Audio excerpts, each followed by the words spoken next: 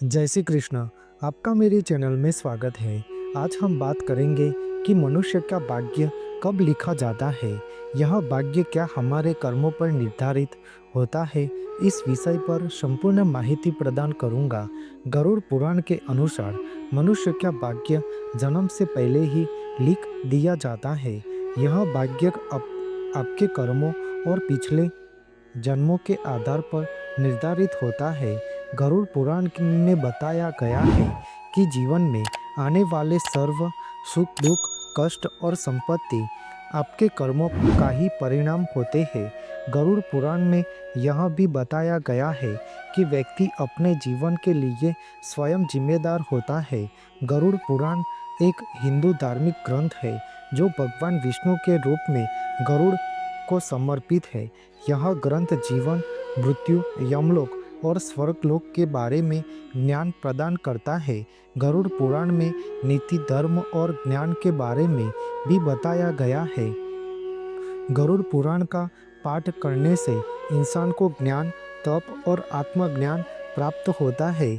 गरुड़ पुराण के अनुसार भाग्य को बदला नहीं जा सकता, लेकिन कर्मों के माध्यम से अपने जीवन को बेहतर बनाया जा सकता है। इसलिए मनुष्य जीवन में एक बार तो जीते जी गरुड़ पुराण का श्रवण अवश्य करना चाहिए। गरुड़ पुराण में मनुष्य के कर्मों का लेखा जोखा लिखा गया है। इस पुराण के किसी व्यक्ति की मृत्यु के बाद पढ़ने की परंपरा है।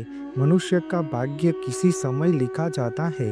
हम सभी अक्सर कई लोगों को ये कहते हैं या फिर सुनते आ रहे हैं, किस्मत का लिखा कोई नहीं मिटा सकता है। यानी कि जो किस्मत में लिखा है वो करके ही रहेगा। लेकिन हम ये नहीं सोचते कि हमारे भाग्य में क्या लिखा है। अगर भाग्य पहले से तय हो जाता है तो क्या कर्म से भाग्य बदला जा सकता है? इस संसार में कर्म को मानने वाले लोगों कहते हैं कि भाग्य नहीं होता है, और भाग्य वाले लोग कहते हैं कि भाग्य में जो लिखा है वही होगा। अर्थात कर्म और भाग्य, ये दो बिंदुओं की दूरी पर व्यक्ति का जीवन चलता रहता है और एक दिन इस दुनिया को अलविदा कर चला जाता है। ईश्वर ऐसे सोचता है कि इसे राजा बनाना है या दरिद्र होना है। जाहिर सी बात है कि वो हमारा कर्म है।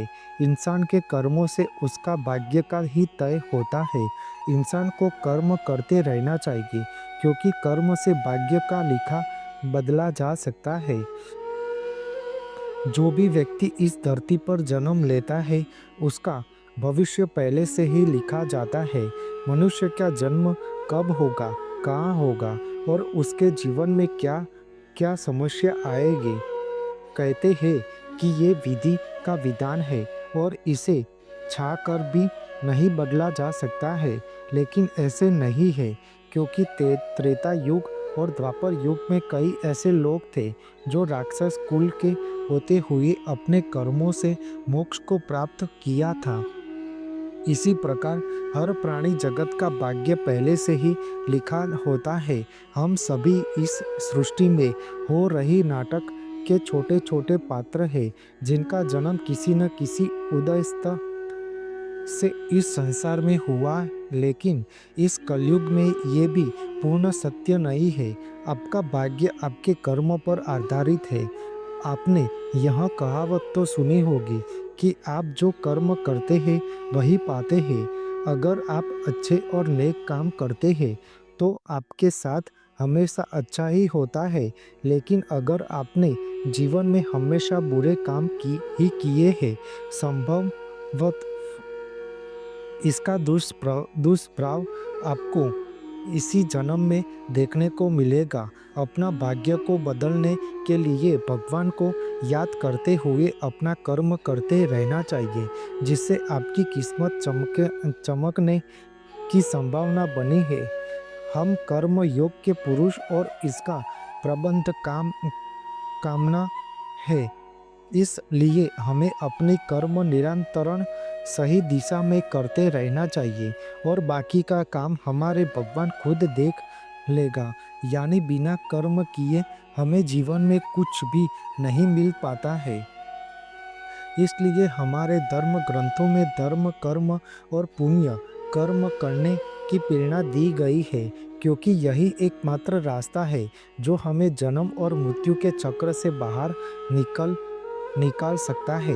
अनर्थ बुरे कर्म करने वाले लोगों को भगवान के चरणों में कभी भी जगह नहीं मिलती है। इस संसार में जितना भी कुछ है और हम इसे पाना चाहते हो तो प्राप्त कर सकते हैं, लेकिन जो कर्महीन अर्थात प्रयास नहीं करते उन्हें जिंदगी में कभी भी कुछ हासिल नहीं कर सकते हैं।